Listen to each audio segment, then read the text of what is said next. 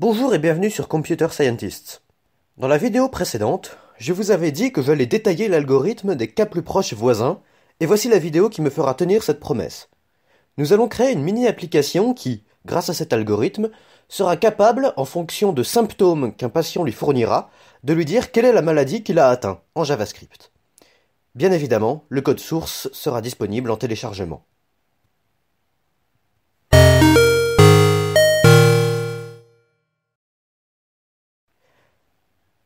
Si j'ai choisi de développer cet algorithme, ce n'est pas un hasard. En effet, c'est à mon sens un des algorithmes de machine learning les plus facilement compréhensibles et certainement le plus intuitif. Nous allons utiliser cet algorithme pour créer ce que l'on appelle un classifier. Ce sont des algorithmes qui ont pour but d'attribuer une catégorie à un élément. Par exemple, déterminer si un véhicule est un avion ou une voiture, basé sur la présence ou non d'aile ou la vitesse maximale du véhicule, ou dans le cas présent, déterminer quelle est la maladie dont le patient est atteint en fonction de ses symptômes. Ici, chaque symptôme est un paramètre à prendre en compte, et la « gravité » d'un symptôme est notée par le patient par un nombre, élevé s'il est très fort, ou bas s'il est peu présent, voire inexistant. Pour classer la maladie, notre algorithme a besoin d'exemples de maladies dont le nom et les symptômes sont connus. Ce sera les données d'entraînement, dataset, et elles sont présentes dans le fichier dataset.json, chargé en même temps que la page web. Chaque maladie est représentée dans ce fichier par son nom, l'attribut class, et par une liste de propriétés qui sont les différents symptômes. L'algorithme devra, à partir d'une liste nouvelle de propriétés, déterminer l'équivalent de l'attribut class des maladies décrites dans ce fichier. Maintenant que nous savons précisément ce que doit faire notre implémentation de KNN, et que nous connaissons la forme des données avec lesquelles elle devra travailler, passons à l'algorithme en lui-même. Le principe de base de KNN est très simple. La classe de notre objet à classer est tout simplement la classe dominante parmi les cas exemples du dataset les plus similaires.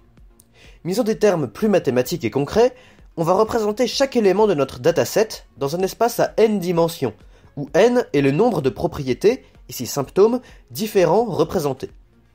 Pour l'explication, je me limiterai à n égale 2, car c'est plus facile à représenter, mais tout ce que je dis s'appliquera à un nombre de dimensions et donc de paramètres aussi grand que l'on veut. J'ai choisi ici de représenter la « note » de la toux et de la fièvre. Dans notre dataset, certaines maladies auront plus tendance à causer une toux et d'autres causeront plutôt de la fièvre. Cela se remarque immédiatement sur le graphique, et on voit que sur celui-ci, les combinaisons de symptômes se rapportant à une même maladie, et donc à une même classe, sont rapprochées, créant des groupes distincts. Ainsi, pour classer un nouvel élément, il n'y a qu'à le placer dans cet espace, et de voir de quel groupe il est le plus proche, et de lui appliquer la classe du groupe. Pour cela, il suffit de regarder les cas éléments les plus similaires à notre élément mystère, et de voir quelle est leur classe. Ainsi, la seule partie qui demande réellement de la réflexion est de trouver comment trouver les éléments les plus similaires. Une méthode très simple est de simplement mesurer la distance euclidienne entre notre nouvel élément et chaque autre élément du dataset, et de garder les cas plus proches. Regardons maintenant ce que cela donne dans le code. L'algorithme est contenu dans une classe appelée KNNBrain qui possède deux propriétés. Les données d'entraînement avec la propriété data et DistanceFunction, qui est la fonction à utiliser pour évaluer la distance entre les différents éléments de data et l'élément à classer. La méthode addDataset est très simple et s'occupe juste de remplir data avec de nouveaux éléments. La méthode nearestNeighbors commence réellement à implémenter en partie l'algorithme, car comme son nom l'indique, elle va chercher les cas éléments de data les plus proches d'un élément qu'on lui aura fourni et les mettre dans un tableau. Pour cela, on répète k fois la procédure suivante. Parcourir chaque élément du dataset, et comparer la distance qui sépare l'élément à classer, item, à l'élément courant de la boucle qui parcourt le dataset, ELT, et la distance qui sépare l'élément à classer, item, à l'élément qu'on pense jusque-là être le plus proche, nearest. Si item est plus proche de ELT que nearest, alors l'élément le plus proche est ELT et non nearest. Il faut cependant faire attention au fait que, comme on reparcourt l'intégralité de data à chaque fois, il faut ignorer les éléments déjà trouvés à chaque nouveau calcul de nearest, sous peine de se retrouver avec un tableau contenant k fois le même élément. On arrange alors notre condition pour faire en sorte qu'on ne change nearest que quand ELT n'est pas encore présent dans la liste des k éléments les plus proches. Une fois que nearest a été trouvé, on l'ajoute à cette liste et on répète l'opération k fois pour trouver les k plus proches voisins.